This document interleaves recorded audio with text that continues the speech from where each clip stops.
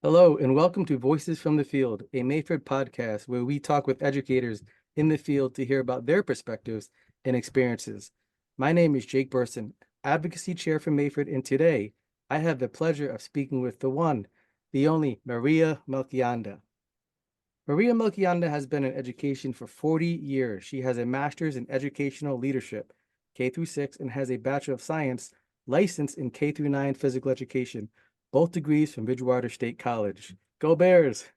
Go Her Bears. experiences include teaching in the public schools as an elementary and adapted physical educator for 20 years, past president of the Massachusetts Association for Health, Physical Education, Recreation, and Dance, member of the AFERD National Association for Sport and Physical Education Public Relations Committee, and past chair of the AFERD Public and Legislative Affairs Committee. Maria has served as SAM, Society of Association of Management, All-State Executive Director, Chair of the Eastern District Association, and SAM Chair of Shape America. She has made numerous presentations in various arenas on the national, regional, and state levels pertaining to quality health and physical education for all students. Maria received the 2004 MAHPERD Elementary Teacher of the Year, the 1997 MAHPERD Honor Award, and 2011 Presidential Citation. She is also the recipient of the 2014 Outstanding Professional in Physical Education Award from Shape America Eastern District, the 2017 Talia J. Fantasia Service Award from Shape America Eastern District, and the 2025 Massachusetts State University's Educator Alumni Award representing Bridgewater State University. Wow, Maria, it's quite the intro. Welcome. I'm so happy to have you. It's just absolutely wonderful to be here. And with our own advocacy chair, I am so delighted. So thank you for having me, Jake. Awesome, Maria. So before we get started, I'd like to ask our guest this question. What's making you smile these days?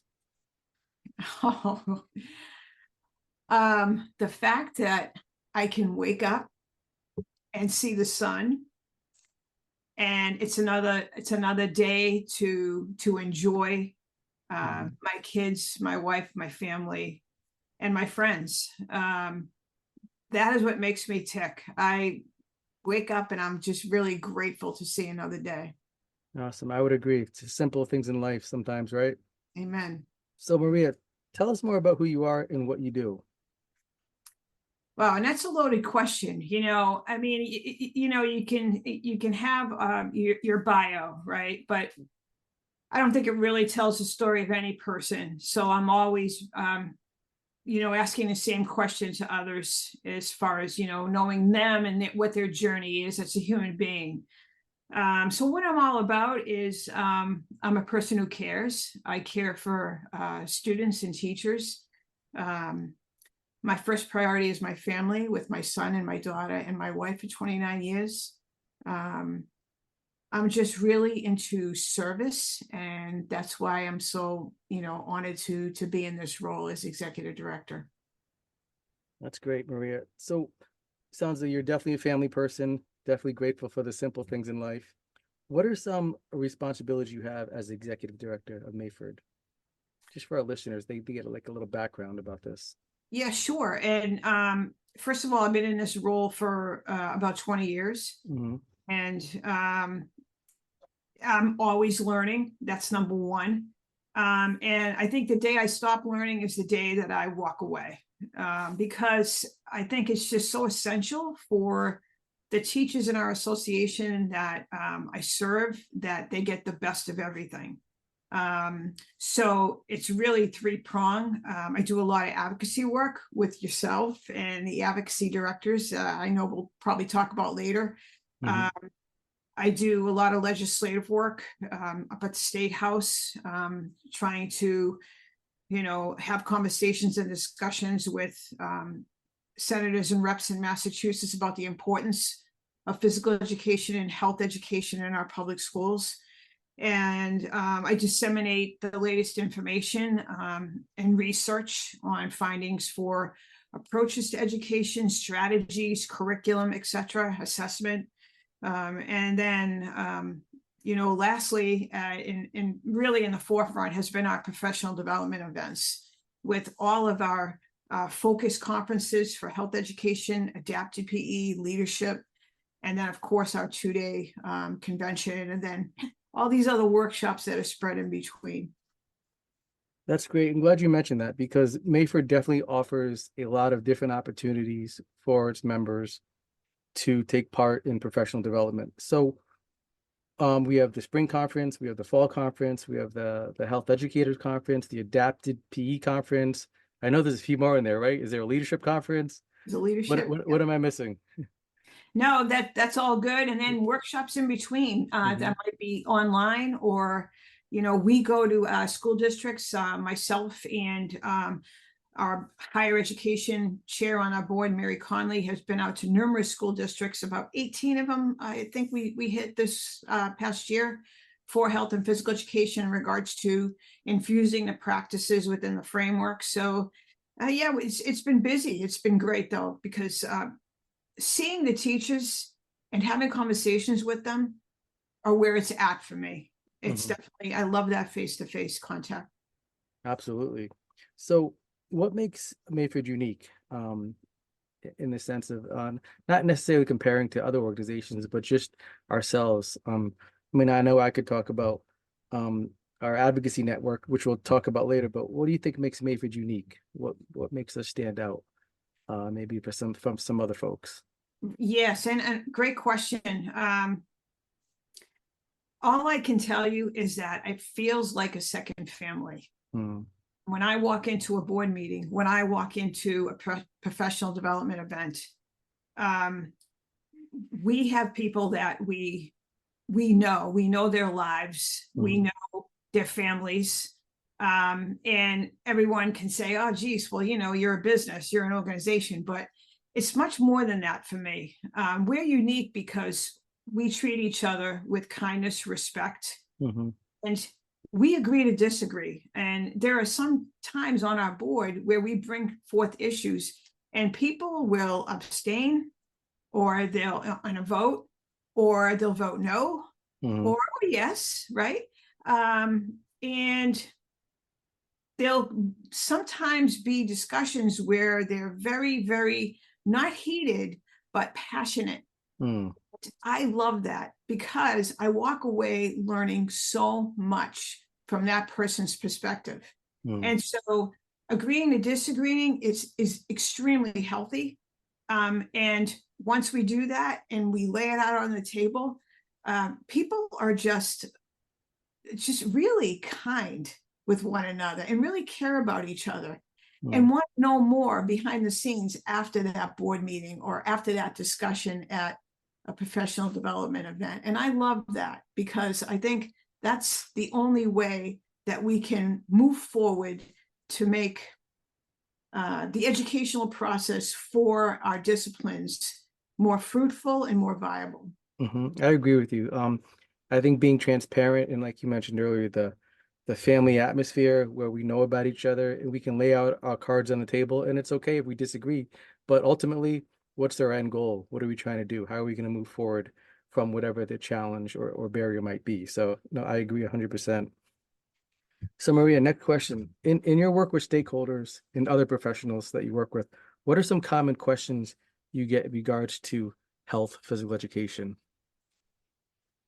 Yeah, boy, right off the bat, I would say, well, my kid plays athletics, you know, is an athlete. Why should they need physical education?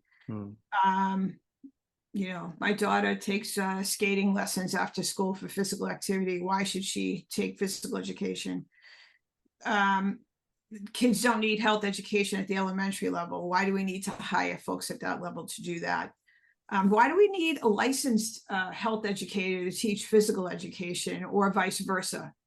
If my physical educator is teaching health ed, well, then that's fine with me. So there's a lot, it's not only from the stakeholders, but it's also from the parents. And we have to try to have these conversations that educate them on the parameters of why their children need the best of the best. If you go to a doctor's office and the first thing you're going to be looking at are the diplomas on the walls, I guarantee you, because I know I did. right? Where are they from? Where did they study? What was their experience? What was their journey? You know, all of that. Hmm. But no one ever asked that of the physical educator. No one ever asked that of the health educator. And I mean, you don't want a plumber as your child's physician. I certainly don't. Right? Right. And that's the comparison I use. And Hmm. then the parents nod and they smile and they understand. Right. And for anyone. So So it I sounds like a lot of it's like maybe correcting some misinformation or just informing them of what truly does happen and why it's so important to have a license. You can't just have anybody teaching health or physical education. We went to school for this. We're certified, we're qualified. We have all the kinesiology courses and the research-based courses, right? So I think some people aren't aware of that. And so it's good to inform them of that, right? So absolutely. And it comes down to myth versus fact hmm, all the time, you know. And we have this image problem, Jake, where um the experiences that the parents had years ago, they hmm, think it's the same. right. And think it's the physical educator is the baseball hat with the whistle around, you know, your neck, and you know, you don't do anything, and you're just asking the kids to do things that you wouldn't do. Hmm. That's totally not the case. Definitely not. It goes No, much deeper than that. and that's why, I mean, this is just a bit of it, why it's so important to have a quality health and physical education experience, because these students who we teach, they grow up and they become potentially these decision makers, right? And they Right. become in positions of authority. We want them to have a positive experience, not just because it's healthy, but also just so they can live an active, healthy lifestyle, become physically and health literate. So, definitely. So Maria, just we're skipping a little bit around here, but we're going to talk about your role as professor at Bridgewater State University. Tell us about that. What do you teach? What are your students learning over there? How's that going? Oh my gosh. You know, besides my family in MAHPERD, another joy in my life. When I was asked over 15 years ago to teach a course there, Mhm. um, I was thrilled because I had felt that I have come full circle, you know, graduating there. Gosh, I'm dating myself now, 42 years ago, Jake, has been just one of the things in my life that I am very, very proud of, to serve my university. And I love it too, because what it does is it forms this bridge Mhm. between the state organization and the student population at Bridgewater. So if I'm teaching the future teachers in physical education, right, in the kinesiology department, then what I can also say to them is, hey, this is your state organization and this is what we do. So now I'm wearing two hats in the classroom when I'm Mhm. explaining what MAHPERD is. My colleagues who are our chair, Karen Richardson, and then Deb Shehai and Misty Newsling, all of them are also members of our board who are Mhm. very much involved with the other professors from the other colleges and universities in the state. And so we put it in the syllabi, which is great, so that, you know, the students can actually come to the professional development events, to experience what it's like to have those face-to-face conversations. And it does, it's just a wonderful bridge to have, to bring people into the professions, and then when they become a professional, to serve as you and I have, right? We were Mhm. students once, and here we are. Right. We're serving. So it's a great feeling. Great opportunity too to have the students see their professors as you mentioned, board members. They're still involved. We're we're we're trying to we're practicing what we preach in essence, right? We're out there, we're doing the behind the scenes work. And I know the professors you mentioned are always at the board meetings. They're working very hard, tirelessly, not only at the college level, but also, you know, going to the student speak out day and other events that we might have, going to the conferences and taking students with them. So it's really a great opportunity. So Maria, as an organization, Mayford works with many partners, many different people. Tell our listeners about who some of our partners are and how do we build and maintain those relationships year after year. Yeah, so when I first came on board, I knew that this was a love of mine, was to uh, form coalitions Hmm. and collaborate with many like-minded organizations. And so we have just had some wonderful experiences with the Mass PTA, with the Mass School Nurses Organization, with SNS, supply company, we Safe Bay, the Mental Health Collaborative, you name it. We have about 16, 17 partners right now in Wow. the state of Massachusetts. And I just actually signed on 2 more today. Oh, nice. So I'm going to make that official as well in a couple of days. But it's something that you can't do things alone. Hmm. Can't isolate yourself as an organization and think that you can get things done. And we have helped all these organizations if they had legislative bills at the State House, and I would come in and sign a letter as well, or go to the State House and buy for it a certain bill. So we help each other out, and that's what I love about coalitions, because we're all here for the same goal, and Right. that's to help students K through 12, period. Right. Yeah. So it sounds like it's a win-win. We're helping them, they're helping us, we're advocating on their behalf, they're advocating on our behalf. Mhm. And how does just to get a little bit more nitty-gritty, how do you approach these potential partners? Do you see them online? Do they reach out to you? Do they, what's kind of like the essence of it? Like, is there an email sent? This is what we offer, this is what we're all about, and then there's a conversation.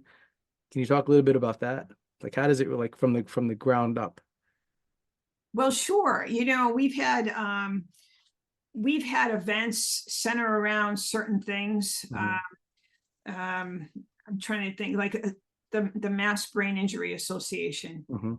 um, and we had an event that where all the proceeds had gone to them, one of our golf tournaments. Got it. And it was very near and dear to our hearts because a great friend of ours, someone who actually served with our board, had a TBI, traumatic brain injury. And so it's through those events that we say to ourselves, oh my gosh, we should really get these folks on board, which they are. Mhm. So, I also go out on the internet and I look for folks that are like-minded and I give them a call, and it could be as simple as that. Mhm. I think about also the decision makers in the state, the Mass Superintendents Association. I'm presenting again this coming October, a 3-day workshop on academics and physical education.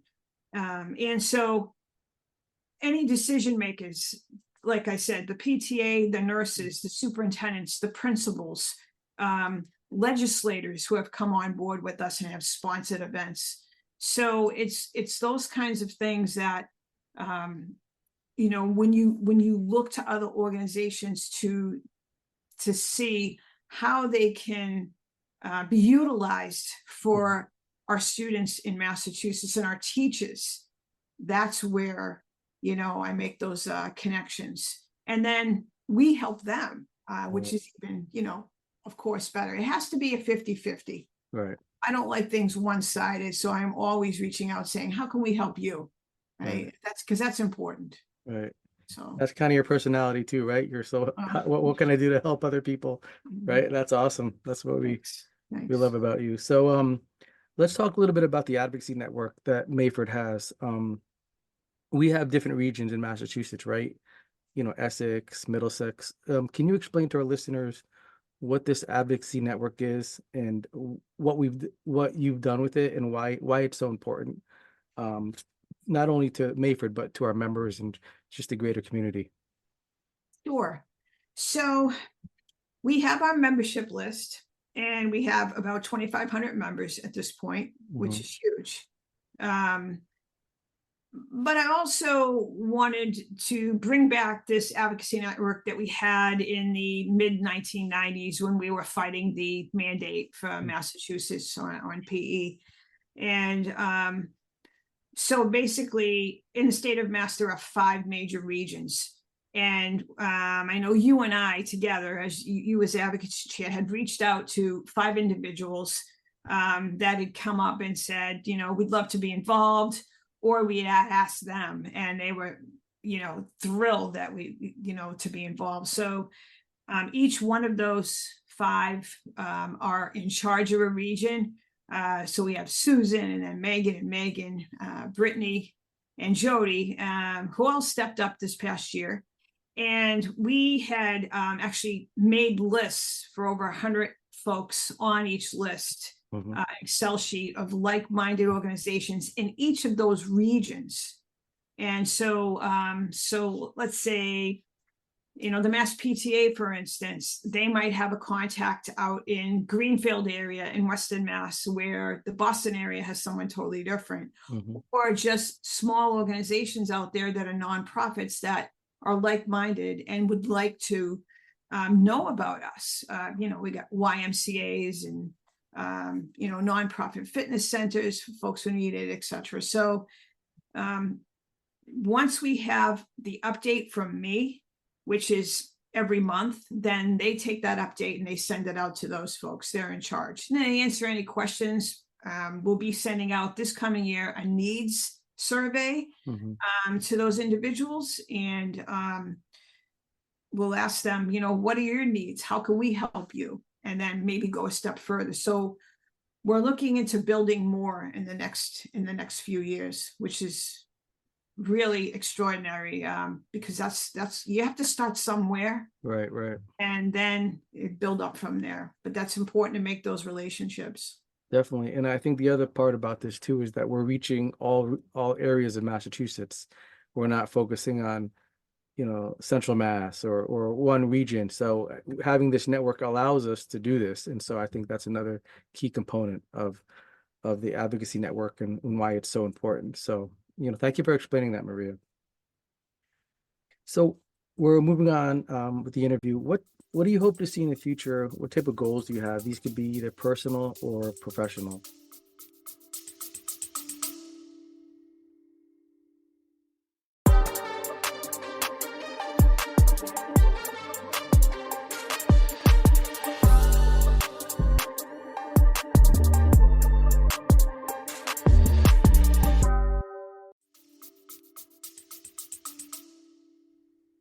Yeah, I would just hope to continue ensuring that teachers feel supported in classrooms, whether it be health or physical education or dance programs. I think it's really important, especially now, where there's so much going on in education, and dispel the rumors and the myths, because there's so much misinformation, like we had talked about earlier. So my goal is to continue educating people, period. No matter who they are, whether a parent, they're a professional, they're someone from a school community, school committees. It takes a village. And I think that is my major goal, is to just continue on that road, because you really can't get anything done until everyone understands what you're really talking about. Right? That makes sense. I mean, come on. It's right. Yeah.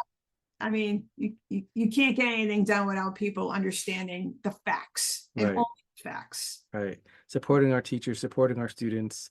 How can we continue to ensure our students are getting quality health and physical education? So great stuff. My next question is two-pronged.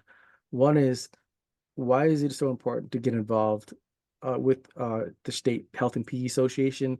And also, we have a pretty active board that's active behind the scenes. So you could answer that however you want. But again, why is it important to get involved with our State Health and PE Association, or involved with MAHPERD?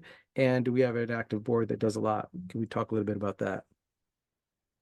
Oh, that's a big question. That's a loaded question, but I love it. I would say that knowledge is power, a good power, a good power. And I mean that in every sense of the word. And it's knowledge is a priority.